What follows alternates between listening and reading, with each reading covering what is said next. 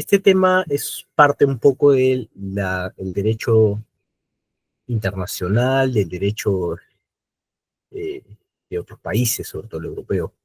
He querido exponerlo, ¿por qué? Porque siempre considero que es importante, sobre todo en el Perú, un país en el cual muchas veces,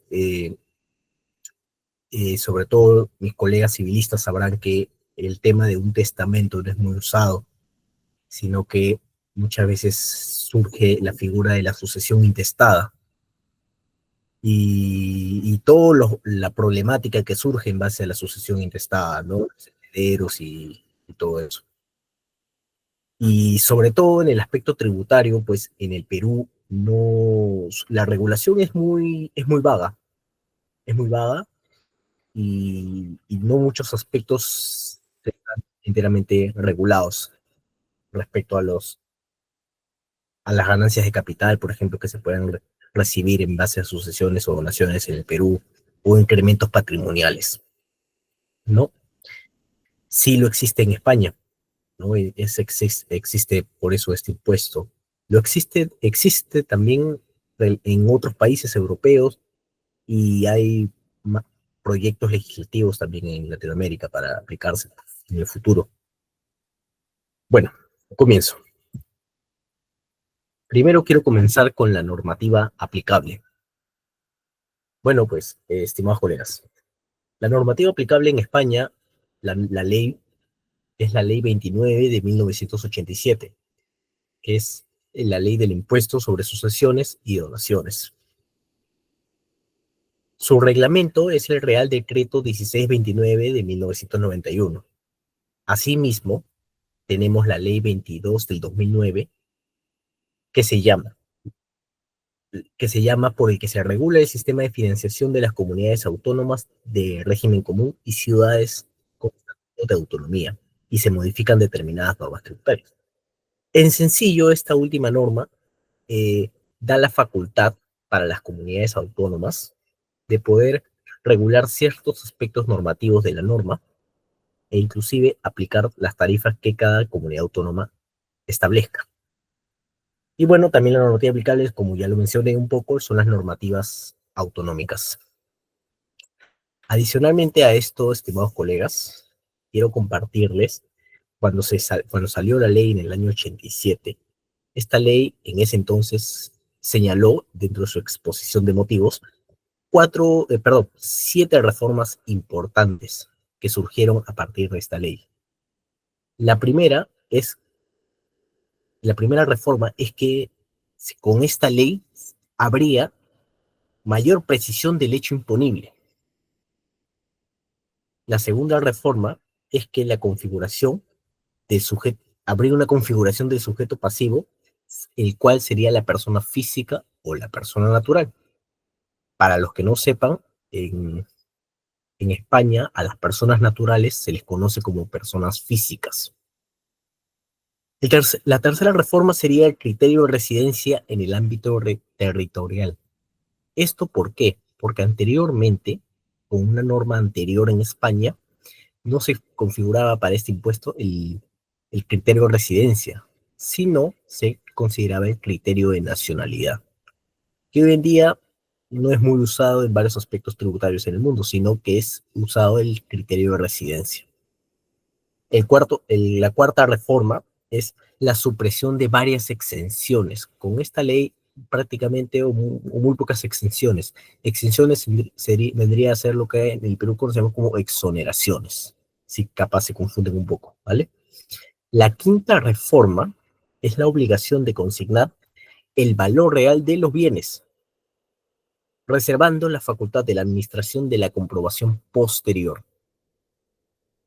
La sexta reforma es que con esta norma se introduce una mayor progresividad y una distribución de la carga fiscal en relación a las tarifas aplicables.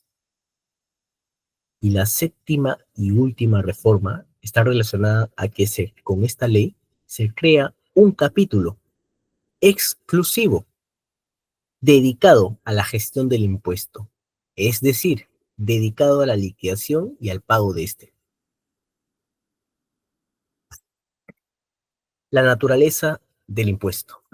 Bueno, Respecto a la naturaleza del impuesto, este es un impuesto de naturaleza directa y subjetiva. Directa porque directamente va relacionado a las sucesiones y donaciones. Y subjetiva, ¿por qué? Porque eh, los sujetos pasivos de estos impuestos son las personas físicas o las personas naturales. Asimismo, este impuesto grava incrementos patrimoniales de las personas físicas. Quiero adicionar que no se grava a las personas jurídicas, tampoco se grava los incrementos patrimoniales o de patrimonio, los cuales están grabados con el IRPF.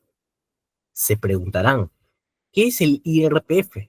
El IRPF en España es otro impuesto llamado el impuesto sobre la renta de personas físicas. Pero ahí también hay un concepto, un hecho imponible, es los incrementos patrimoniales, pero no están, cuando surgen en base a sucesiones y donaciones, no se graban con este impuesto último, sino sobre este de sucesiones y donaciones. El hecho imponible. El hecho imponible de este impuesto, estimados colegas, básicamente son tres. El primero es la adquisición de bienes y derechos de herencia, legado o cualquier otro título sucesorio. Ese es el primer hecho imponible. El segundo, la adquisición de bienes y derechos por donación u acto jurídico a título gratuito entre intervivos. Y el tercero y último son los contratos de seguro de vida. Sobre estos últimos quiero señalar que son aplicables los contratos de seguro de vida siempre y cuando sean personas distintas el beneficiario y el contratante del seguro. Eso ténganlo en consideración, por favor. Respecto al sujeto pasivo o al sujeto en el cual recae la obligación tributaria, son los causavientes en el caso de, de sucesiones, en el caso de transmisiones por muerte, el donatario en el caso de sucesión de donaciones y los beneficiarios en el caso de los contratos de seguro de vida. El ámbito territorial del impuesto. Bueno, en sencillo, como verán, el ámbito territorial de este mismo, en el caso de herencias, donaciones, rige a partir de dónde se encuentra, dónde ha residido la persona que dona o va a suceder. Si ha residido en España o los bienes se encuentran en España, ese es el ámbito territorial de este impuesto. Sin embargo, se considera que una persona residente en España lo es también dentro de una comunidad autónoma. ¿Por qué digo esto? ¿Se acuerdan desde un inicio que les mencioné que también es aplicable las comunidades autónomas? Bueno, porque las comunidades autónomas pueden regular ciertos aspectos normativos de este impuesto. Sí. También, dependiendo de la comunidad autónoma, por ejemplo, donde ha residido el fallecido, puede aplicar esa comunidad autónoma el gravamen del impuesto, ¿no?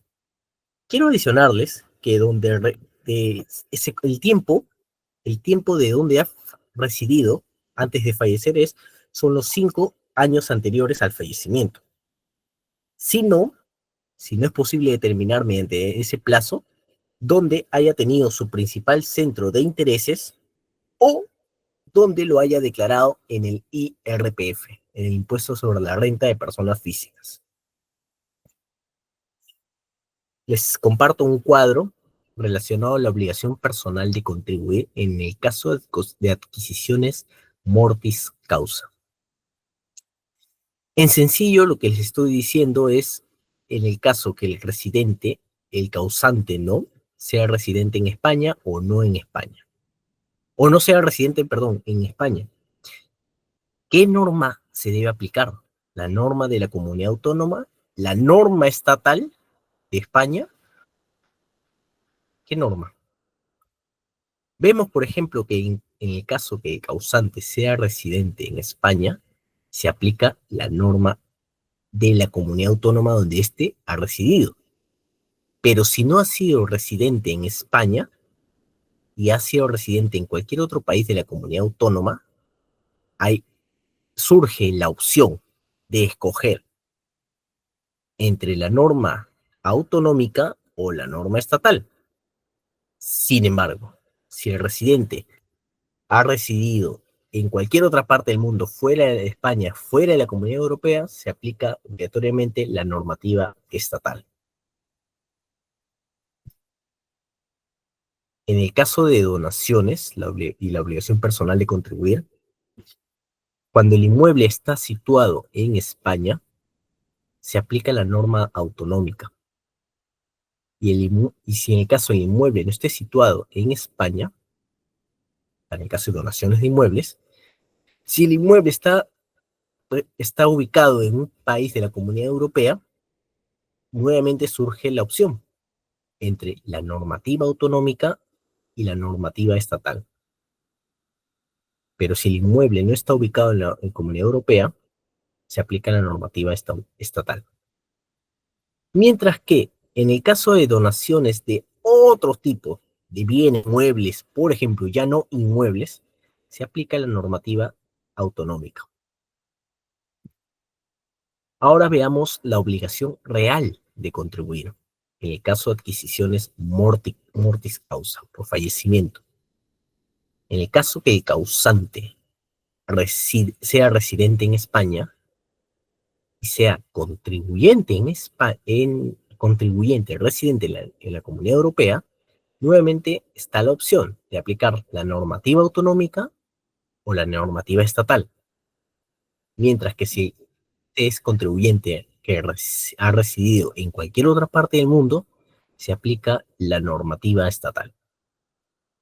Por otro lado, en el caso del causante no sea residente en España y sea residente en otro país de la Comunidad Europea, nuevamente surge la opción de la normativa autonómica o la normativa estatal. Pero si es contribuyente residente en el resto del mundo, se aplica la normativa estatal, conforme al cuadro que podrán ustedes apreciar. Y la obligación real, en el caso de donaciones, si se donan inmuebles, estén en España, pero el contribuyente sea residente en la Comunidad Europea, nuevamente está la opción entre la normativa autonómica o la normativa estatal. Pero si la donación del inmueble es situado en España, pero el contribuyente sea residente en otro lugar del país, se aplica la normativa, en otro lugar del mundo, perdón, se aplica la normativa estatal. Y en el caso de bienes muebles, por ejemplo, que estén en España y el contribuyente sea residente en la Unión Europea, nuevamente surge la opción entre la normativa autonómica o la normativa estatal.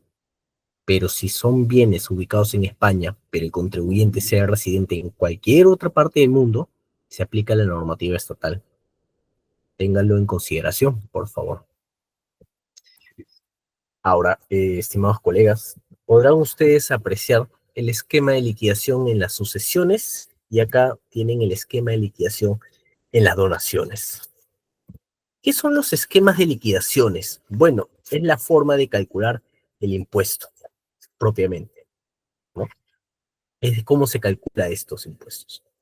Vean, por ejemplo, que en el caso de sucesiones está pues el valor real de los bienes y derechos de causante, es decir, ¿se acuerdan cuando les dije que con esta ley se surgía la obligación de declarar el valor real de los bienes? Bueno, en base a esa declaración es la que determina el punto de partida, en el cual se suman las presunciones, el ajuar doméstico, se halla con ello la masa hereditaria bruta, se restan las cargas, deudas y gastos deducibles, etc.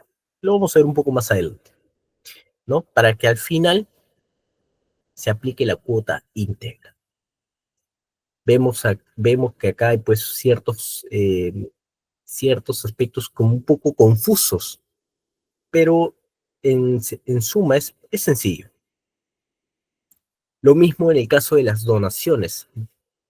El punto de partida es el valor real del bien donado, en el cual se deducen las cargas y deudas,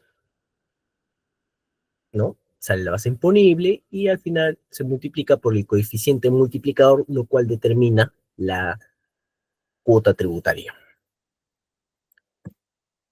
Veamos ahora las presunciones o lo que es en sencillo la adición de bienes. La adición de bienes. Bueno, los bienes que hubieran pertenecido al causante, el primero son los bienes que hubieran pertenecido al causante hasta un año antes de su fallecimiento. Es decir, se adicionan a la declaración los bienes que hubiesen pertenecido a este hasta un año antes de su fallecimiento. Pero hay una excepción. Esta excepción aplica si es que estos bienes fueron transmitidos por el causante o estén en poder de un tercero, que no de un tercero, inclusive hasta el tercer grado de consanguinidad, estén en poder de su cónyuge o cónyuges del causante. En esos casos se aplica esa excepción a esta presunción. La segunda presunción que adiciona al valor de los bienes son los adquiridos en los 3 años anteriores al fallecimiento, siempre y cuando sean en usufructo por el causante o en nuda propiedad por los anteriores. En relación a la tercera presunción, que es los transmitidos por el causante en los 4 años anteriores al fallecimiento, este se aplica si se reserva el usufructo de bienes transmitidos o se reserva el usufructo de bienes del adquiriente. Y finalmente, en la cuarta presunción son los valores y efectos depositados cuyos resguardos se hubieran endosado. Esto se aplica siempre y cuando, con anterioridad al fallecimiento del endosante, no se hubieran retirado o tomado razón del endoso en los libros. Es decir, si antes de eso no hubiese habido evidencia documental. El ajuar doméstico. Recuerden, estimados, hemos visto ahora las presunciones que están acá. Vean el primer punto que adiciona el valor, ¿no? En el caso de sucesiones adiciona, bueno, en el caso de donaciones no se aplican, pero en el caso de sucesiones sí. Ahora vamos a ver el ajuar doméstico, que es el segundo punto. ¿Qué nos dice la norma? El ajuar doméstico es básicamente el 3% del causal hereditario. Sencillo nos dice eso la normativa. Sin embargo, hay que tener en cuenta 3 aspectos importantes, los cuales no se toman en cuenta al momento de calcular el ajuar doméstico. No se toman en cuenta los bienes adicionados, no se consideran las donaciones acumuladas y no se consideran los seguros de vida. Esos 3 aspectos no se consideran al momento de la determinación del ajuar doméstico. Pero sí se minora, sí se descuenta este 3%, o sea, no se aplica, se minora este 3% al valor, el 3% del valor de la compra de la vivienda habitual, siempre y cuando el cónyuge aún viva. Entonces, tenemos que este 3% se le descuenta, al 3% que se suma, se le descuenta luego el 3% del valor de compra de la vivienda habitual, siempre y cuando el cónyuge supersiste, sobreviviente, aún viva. El siguiente punto, que es para determinar la masa neta o la base imponible, estimados colegas, en el caso de sucesiones, son las cargas deducibles, las deudas deducibles y los gastos deducibles, mientras que en el caso de donaciones son solo las cargas y deudas deducibles, no se aplican los gastos deducibles. como en el caso de las sucesiones. Pero ustedes se preguntarán, ¿qué son cargas, deudas y gastos deducibles? ¿Qué son? Bueno, pues las cargas deducibles son aquellos gastos que disminuyan el valor del bien o recaigan sobre el mismo, ¿no? Por ejemplo, un gravamen. Las deudas deducibles son aquellos, por ejemplo, tributos o hipotecas, valores de hipotecas. Si una casa que dona está hipotecada, o se puede deducir el valor de la hipoteca. ¿Y qué son los gastos deducibles? Por ejemplo, son la última enfermedad, los gastos incurridos en la última enfermedad, en el sepelio, en el entierro del causante o del donante. Bueno, perdón, en el donante no se aplica, en el caso del causante. Esos gastos, esas deudas y esas cargas se pueden descontar para determinar la base imponible previa. Ahora vamos a las reducciones. Vemos acá nuevamente en el cuadro, estimados colegas, vemos acá que estamos ya en la parte casi final. Ya se determinó la base imponible, ¿no? Ya se determinó la base imponible. Ahora toca aplicar las reducciones. ¿Qué podemos reducir al, para determinar este impuesto? ¿Qué podemos reducir? Por ejemplo, ¿qué podemos reducir en el caso de parentesco? ¿No? En el caso de que eh, nuestro sucesor, nuestro donatario, sea pues parte de nuestra familia. Se puede reducir, y dependiendo qué parte de parentesco tiene con nosotros, qué grado de afinidad o consanguinidad tiene con nosotros. Primero, tercer, cuarto grado, hasta un límite de cuarto grado. Pero ¿cuánto podemos deducir? ¿Cuánto podemos reducir, mejor dicho? ¿Qué montos? Hay montos desde los 5.000 hasta los 19.000 euros que podemos descontar al valor de la base imponible que se halló previamente, por ejemplo. En el caso de sucesiones. Otro caso son las minusvalías. ¿Qué es la minusvalía? Bueno, este es un término español, lo que nosotros conocemos como ser discapacitado o la discapacidad. Bueno, en el caso de que sea una persona discapacitada, no, el, causa, el, el beneficiario, ¿no? Puede reducir también ciertos montos, pero esto depende mucho del grado de discapacidad o minusvalía que tenga. No es lo mismo por ejemplo, para hasta grados de minusvalía o discapacidad hasta un 40% a un grado de 40 o más. No es lo mismo. Hay montos diferentes, ¿no? También se pueden reducir los contratos de seguro sobre la vida. En el caso de que estos valores vayan a usarse en la vivienda, negocio o participaciones, también se pueden reducir. También puede reducirse la base imponible aquellos montos que sirven la adquisición de empresas o negocios o la adquisición de participaciones en empresas. También puede reducirse la adquisición de vivienda habitual. Y finalmente, la adquisición de patrimonio histórico. Mientras que en las donaciones, eh, en las donaciones se puede aplicar lo anterior sumado a en el caso de que en empresas familiares.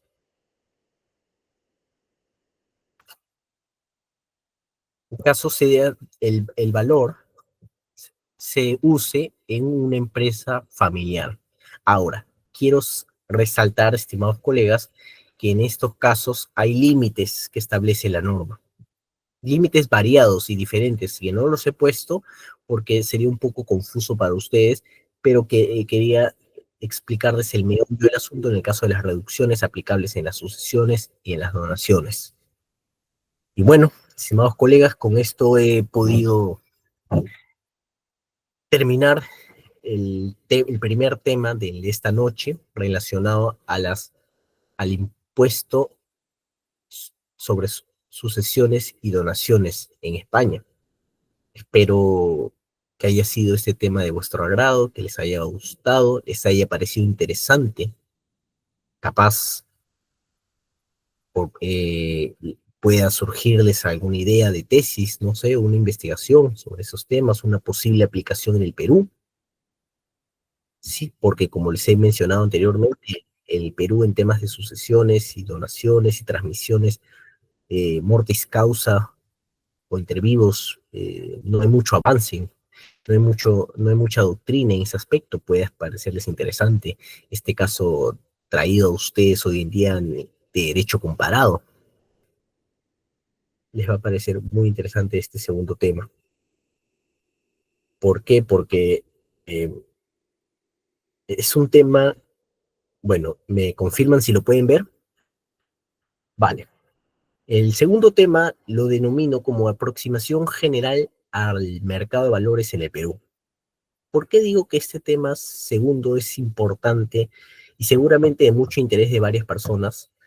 Porque este tema, aunque no es novedoso, no es nuevo, sin embargo, resulta ser de mucho interés para varias personas que buscan de alguna manera incrementar sus ingresos, introduciéndose al mercado de valores, al mundo de las inversiones bursátiles, ¿no? Inclusive con esta modernización de plataformas, etcétera, como eToro, ¿no? Etcétera. Hay gente que en buena manera ya empieza a invertir o empieza a conocer los movimientos de las gráficas, del valor de las acciones, de los bonos, de los valores mobiliarios que se suben, bajan y ganan o pierden. Bueno, es un tema novedoso en el Perú. Bueno, no novedoso, me corrijo, pero es un tema muy atractivo, pienso yo. He tenido varias consultas de varios clientes sobre estos temas y he considerado el día de hoy traerles un resumen general del mercado de valores y de sus diferentes componentes que espero que el día de hoy les sea de mucho valor. Comienzo. Vean, estimados colegas, estos cuadros, en, en el cual vean las bolsas mundiales de mayor capitalización bursátil. Primero, ¿qué es una capitalización bursátil? En buena cuenta, la capitalización bursátil surge en base al número de valores mobiliarios negociados o por negociarse en esta bolsa multiplicado por su valor. Y así determinamos el valor de la capitalización bursátil. Y por ejemplo, vean ustedes que en Estados Unidos, bueno, en este caso las dos bolsas, pero Estados Unidos tiene tres bolsas de valores.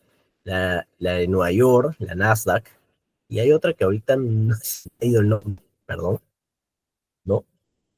Vemos la de Japón, la Euronext, una bolsa conjunta en la Unión Europea, ¿no? Lo que en Latinoamérica tenemos el ejemplo más analógico sería el Mila, que también les voy a explicar más adelante.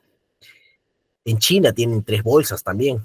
Entonces vean la importancia de esto, del mercado de valores y de las bolsas de valores, ¿no? Porque hay mucho dinero, mucho capital eh, que se transmite en una bolsa de valores. Hay mucho atractivo de inversión en el mundo bursátil. Bueno, comencemos con esta aventura. Primero, en el Perú, el marco normativo. Bueno, tenemos el marco normativo en el Perú surge en primer lugar con el decreto legislativo 861, o también llamada como la Ley del Mercado de Valores. Esta norma nació, si mal no recuerdo, en el 97, 98, 99, en uno de esos 3 años. Una norma que para ese entonces era novedosa, a puertas del nuevo milenio, pero que ya en, a partir del 2002, por ejemplo, y hasta ahora que empezaron a haber actualizaciones por ejemplo, texto único ordenado, que actualmente es el Decreto Supremo 20 del 2023, el texto único ordenado de la Ley de Mercado de Valores, ¿no? Y ese es un poco el marco normativo en el Perú. Es el parámetro legal. Veamos quiénes son los partícipes o los agentes que circulan en este mundo del mercado de valores. En primer lugar, pues tenemos a las empresas emisoras o a las también llamadas agentes deficitarios. Así los conoce, por ejemplo, la doctrina. Antes de entrar los partícipes, quisiera decirles que el mundo del mercado de valores es un sistema de financiamiento directo, a diferencia del financiamiento, por ejemplo, bancario, que es un sistema de financiamiento o intermediación indirecto. ¿Por qué este es directo? Porque el inversionista compra directamente o en buena cuenta, porque actúa a través de la gente de bolsa, compra directamente a las empresas, invierte directamente en ellas, comprando sus acciones o bonos u otros valores mobiliarios. En cambio, en el sistema indirecto, el sistema bancario, la plata que te presta el banco, o yo como empresa que busco financiarme, busco tener caja, ¿no? El banco, voy al banco, le pido prestado y me presta. El banco no me está prestando su plata, no me está prestando su plata. El banco me presta la plata de otro depositante. Por eso es que el sistema bancario es un sistema de intermediación indirecto, a diferencia del sistema bursátil, que es un sistema de intermediación directo. Dicho esto, ahora sí, los partícipes, estimados colegas. Primero, las empresas emisoras o los agentes deficitarios. Las empresas emisoras son aquellas empresas que, valga la redundancia, son las que emiten estos valores, es decir, buscan financiarse a través del mercado de valores. Se financian a través de emisión de acciones, emisión de bonos, de papeles comerciales, etcétera. Estos son algunos de los principales valores mobiliarios. Estas empresas buscan insertar en el mercado valores mobiliarios. ¿Qué son valores mobiliarios? Son valores que tienen un valor bursátil, intrínseco, que pueden negociarse. Por eso son mobiliarios, se movilizan dentro de este mundo, circulan. Ese es su objetivo, circular, no quedarse, venderse y revenderse. En segundo punto, son las sociedades agente de bolsa, o también conocidas como las SAP. ¿Qué son las sociedades agentes de bolsa? Bueno, pues son los intermediarios en este mundo de la negociación. Un inversionista que quiere invertir en una empresa comprando sus acciones, compra a través de una sociedad agente de bolsa. Es como, por ejemplo, en el caso de las bodeguitas. Pongo un ejemplo. En el caso de las bodeguitas. Tú quieres comprar cualquier producto en el mercado. Tú no vas directamente a la fábrica. Podrías hacerlo, pero el común denominador de la gente no lo hace. Sino, ¿dónde lo compra? En una tienda minorista, una mayorista puede ser, es lo más común. Entonces, las bodeguitas, por ejemplo, en el ejemplo que les he expuesto, vendrían a ser las sociedades agente de bolsa, porque a través de ellas uno puede comprar o negociar. Perdón, a través de ellas uno puede comprar o negociar. Esas son las sociedades agente de bolsa. Las sociedades agente de bolsa son entidades creadas por ley perdón, por ley no, son personas jurídicas, son empresas, pero reguladas. ¿Por quién? Por la Superintendencia del Mercado de Valores. Tienen una, y para su constitución inclusive exigen capitales mínimos, ¿no? Al igual, por ejemplo, en el mundo del derecho bancario, con la ley 26.702, que es la ley de banca, en el cual, pues, por ejemplo, un banco puede constituirse con un capital mínimo de, no sé, 300 millones. Un ejemplo, ahorita no sé el monto exacto, pero lo mismo, las sociedades agentes de bolsa necesitan un capital mínimo. Y, como les dije, están reguladas por la Superintendencia de Mercado de Valores. El tercer punto, ¿no? El tercer agente partícipe en este mundo del mercado de valores son los inversionistas. ¿Qué son los inversionistas? A diferencia de las empresas emisoras, que son los agentes deficitarios, los inversionistas son los agentes superavitarios. Así los denomina la doctrina. Superavitarios. ¿Qué son superavitarios? Son personas que buscan invertir su dinero porque tienen un excedente, un superávit, un excedente de dinero y quieren invertir, quieren tener réditos. Esos son los inversionistas.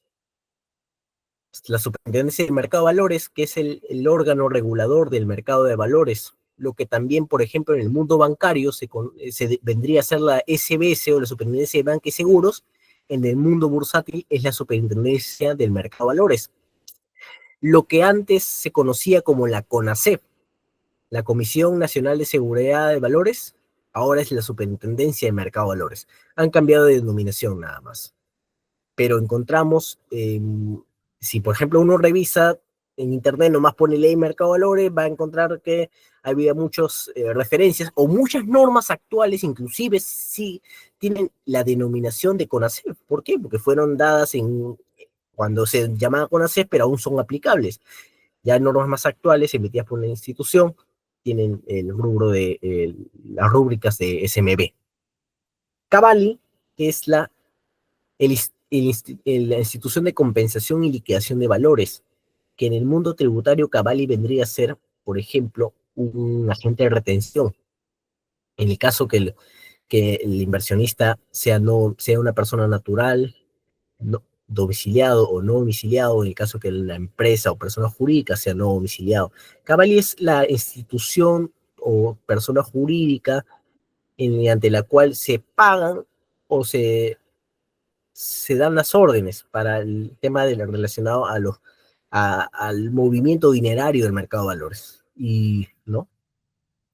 Estos son los agentes o partícipes más importantes del mercado de valores. Otro aspecto importante, como mencioné, es el concepto de la oferta pública. ¿Qué es la oferta pública? Bueno, veamos el concepto que da la norma, específicamente en el artículo 4, ¿no? Dice, es oferta pública de valores mobiliarios la invitación adecuadamente difundida que una o más personas naturales o jurídicas dirijan al público en general o a determinados segmentos de este para realizar cualquier acto jurídico referido a la colocación, adquisición o disposición de valores mobiliarios. Hago un paréntesis, estimados colegas. ¿Qué son valores mobiliarios? Bueno, los valores mobiliarios, como ya dije un poco la denominación, pero pongo ejemplos. Las acciones, los bonos y los papeles comerciales, entre otros. Pero esos tres son los más importantes, sobre todo las acciones y bonos. Cierro paréntesis. Entonces, vemos que la oferta pública es, valga la redundancia, es una oferta pública dirigida a un público indeterminado, ¿no? Es decir, una empresa va a listar en bolsa y quiere que le compren sus inversiones, cualquier tipo de inversionista, no importa, sale al mercado, cualquiera le puede comprar acciones. Por ejemplo, mañana yo puedo ir a comprarme una acción en la Bolsa de Valores de Lima del banco de crédito, o me puedo comprar acciones de Facebook. Yo no soy una persona relevante para el banco tal vez o para Facebook, pero soy cualquier persona. soy un público indeterminado, soy un público en general,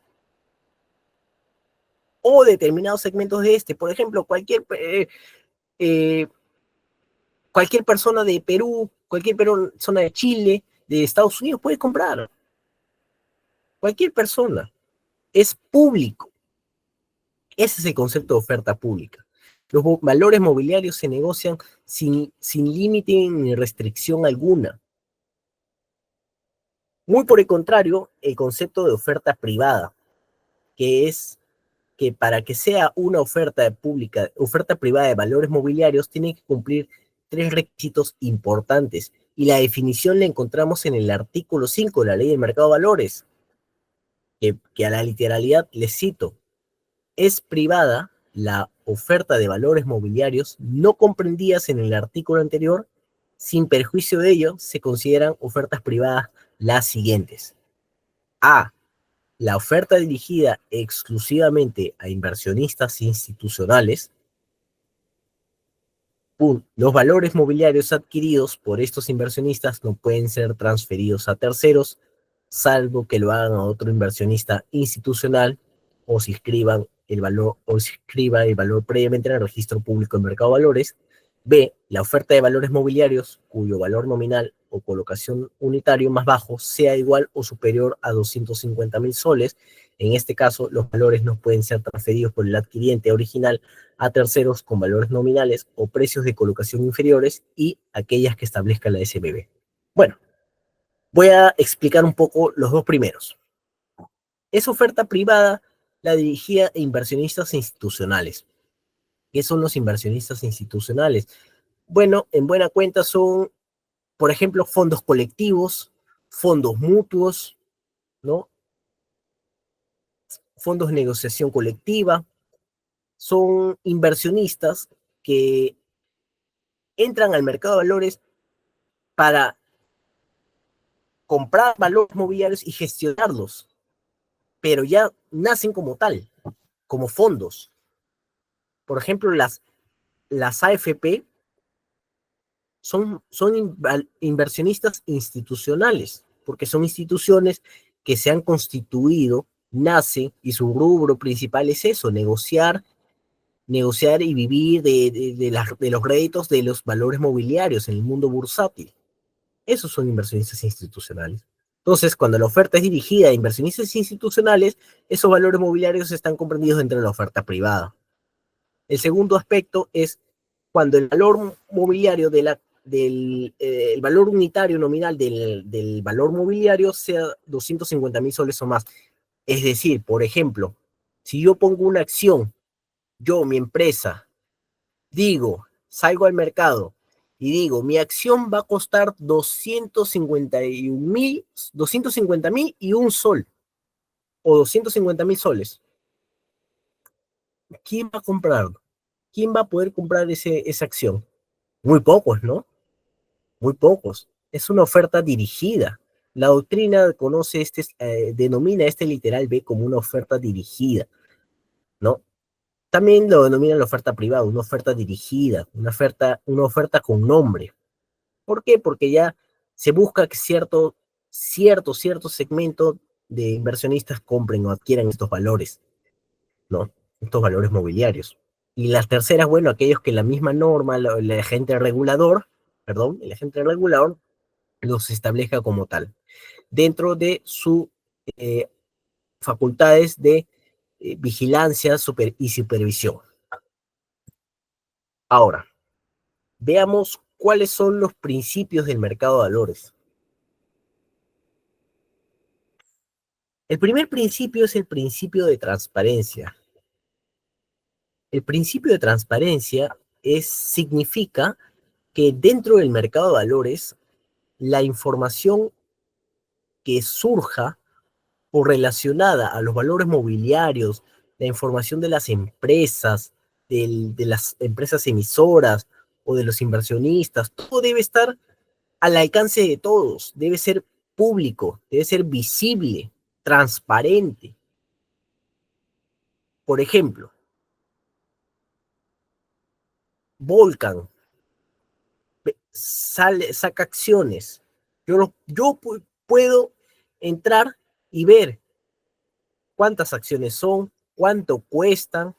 Una vez que las adquirí, yo puedo saber, porque Volcan me está obligado a transparentar su información, puedo saber cuándo Volcan va a pagar dividendos en el caso de acciones,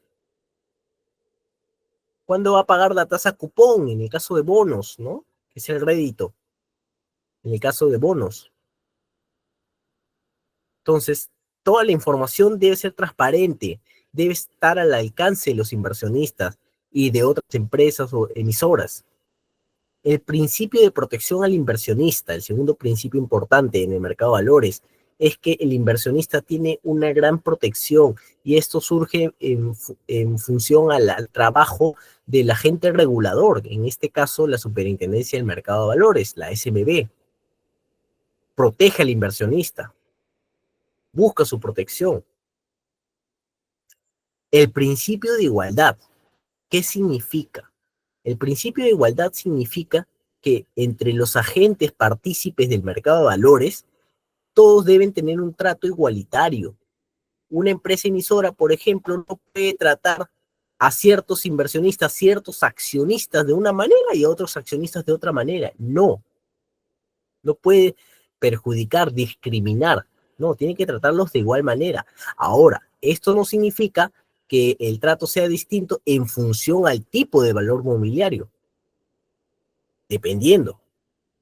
Hay empresas que emiten ciertas acciones con ciertas peculiaridades y hay otras que no. Entonces, pero aún así, el principio de igualdad. Es como, por así decirlo, todos ante la ley somos iguales. Lo mismo. El principio de imparcialidad. ¿Qué significa el principio de imparcialidad?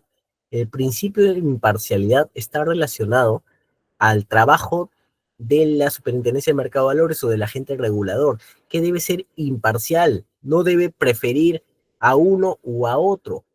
Y esto también está colegado al principio de igualdad. El trabajo del agente regulador tiene que ser imparcial, siempre priorizando el mercado. Ahora vamos a ver qué es el registro público del mercado de valores. Este no es más que, por ejemplo, vendría a ser la SUNARP, ¿no? Los registros públicos, pero del mercado de valores, valga la redundancia. ¿Por qué? Porque este es el registro, pues, del mercado de valores, en el cual, como pueden ustedes apreciar, los ítems, existen diferentes registros, ¿no? Diferentes ítems, tanto que se registran empresas o valores mobiliarios, qué tipos de empresas, que en función a su actuación. Por ejemplo, en el Perú tenemos, para que puedan ver, registro de valores mobiliarios, programas de emisión. Es decir, si una empresa quiere sacar al mercado acciones, previamente tiene que haber registrado esas acciones en este registro. Si una empresa quiere emitir acciones, previamente tiene que estar registrada la empresa en estos registros. Registros de árbitros, bolsas de productos. Si, si quiero sacar ciertos eh, metales, igual, operadores especiales, custodios, o, o si mis acciones están registradas no solo en el Perú, sino también en el MILA, el Mercado Integrado Latinoamericano, igual, se registran. Esto va relacionado al principio de transparencia, estimados colegas. ¿Por qué? Porque todo tiene que ser público y de fácil acceso.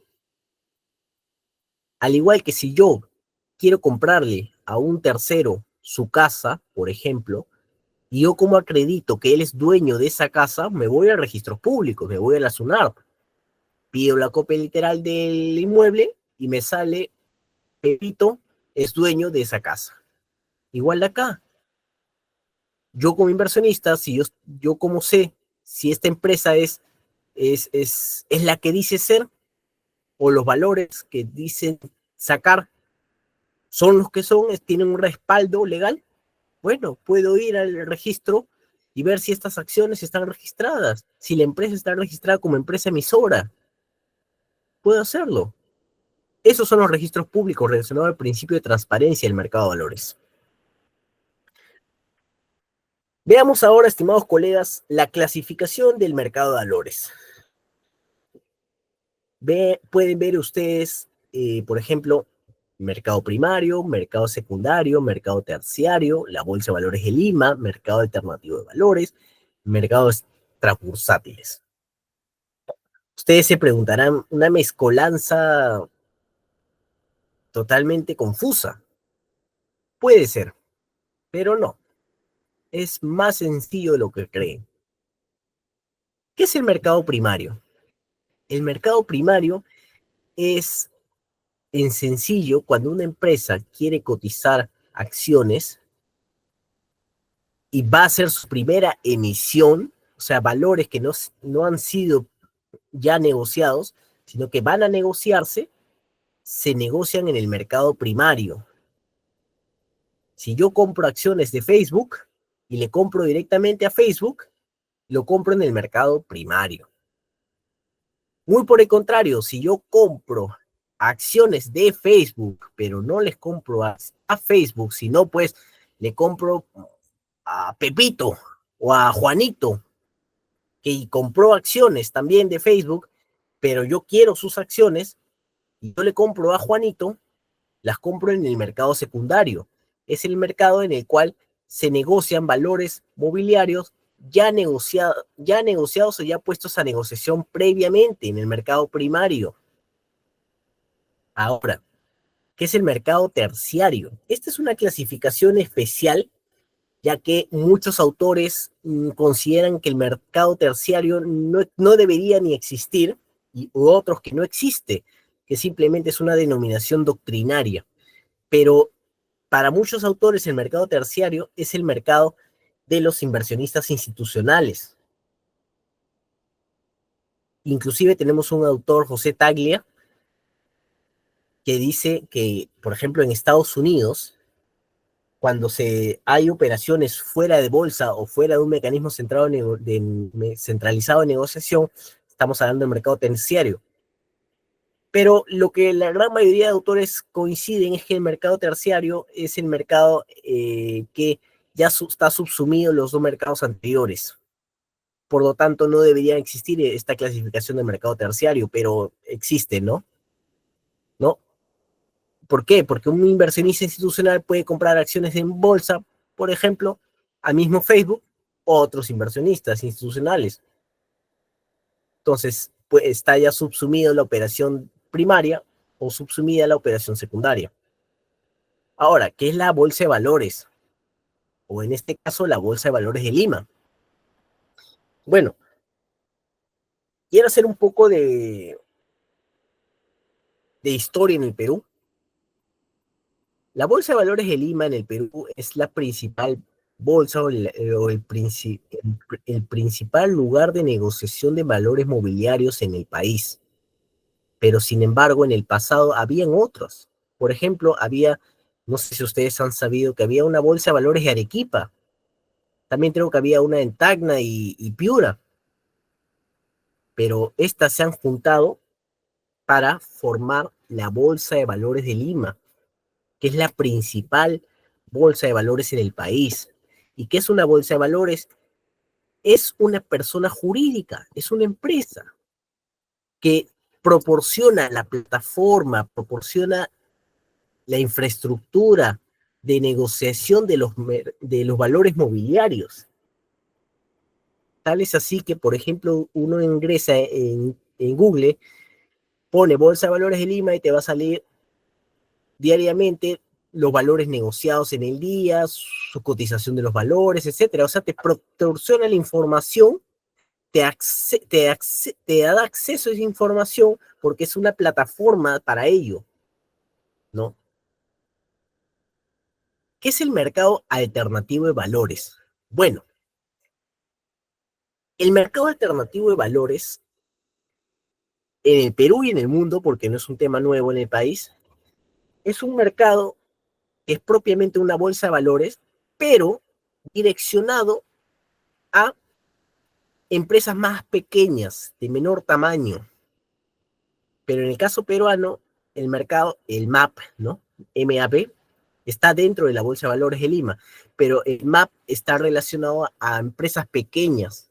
Es decir, si Juancito Sánchez, empresa de, no sé, servicios generales, quiere cotizar en bolsa, puede hacerlo, pero no va a la Bolsa de Valores de Lima.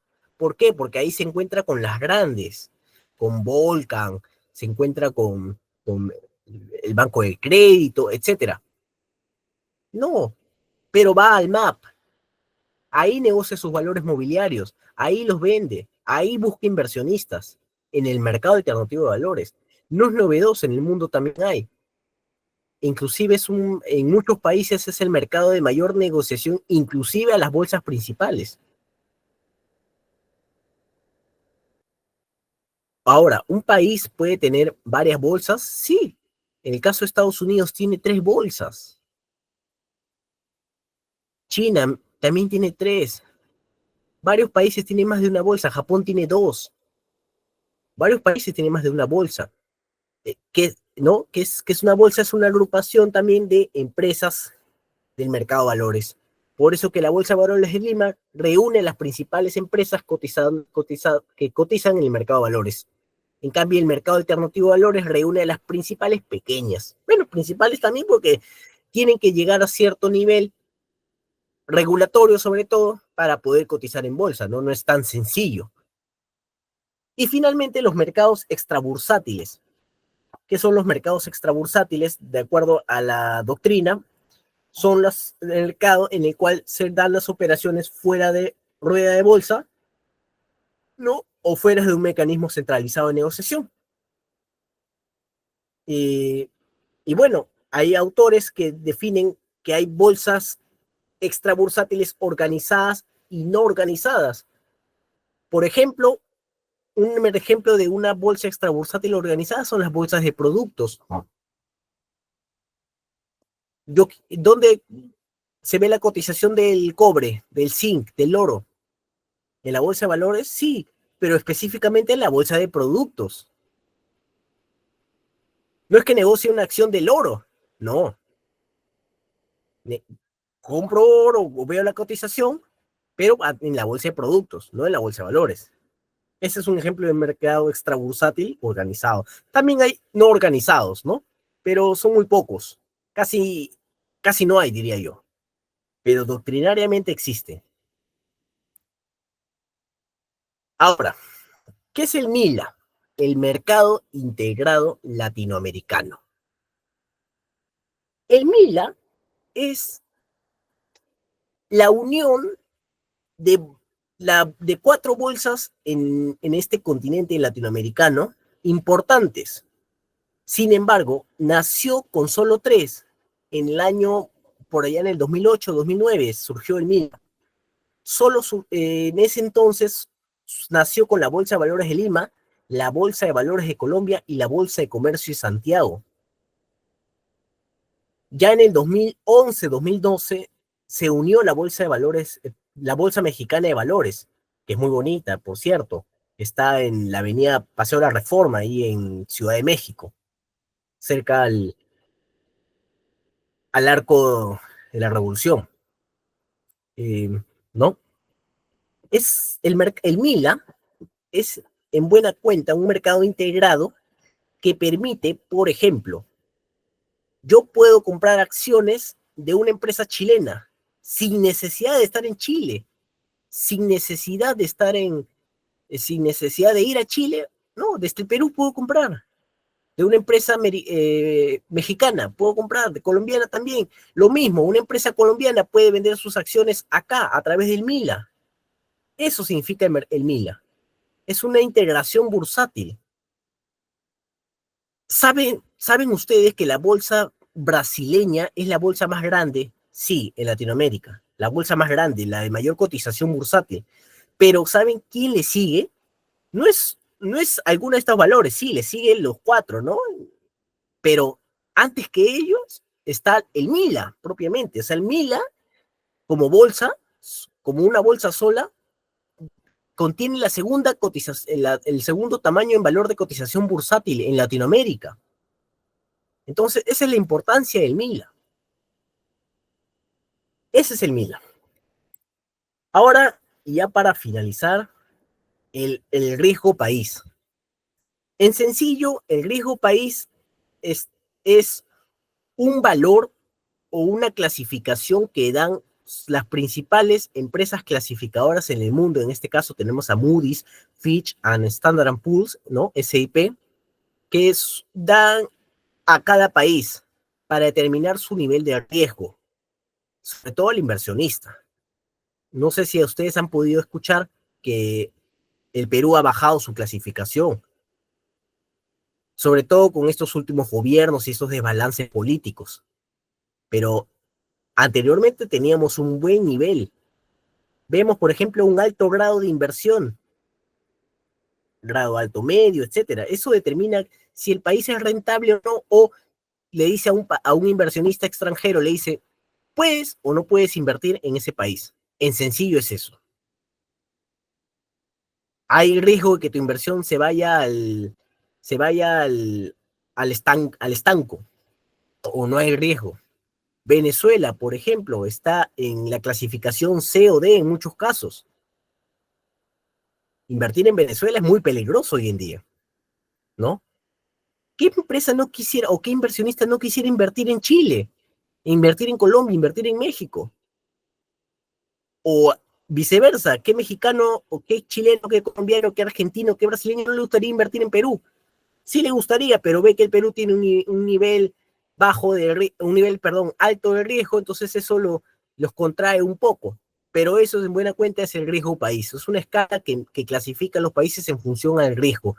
Cada empresa clasificadora tiene sus parámetros y tiene su nivel diferente clasificación que ustedes pueden apreciar en esta oportunidad.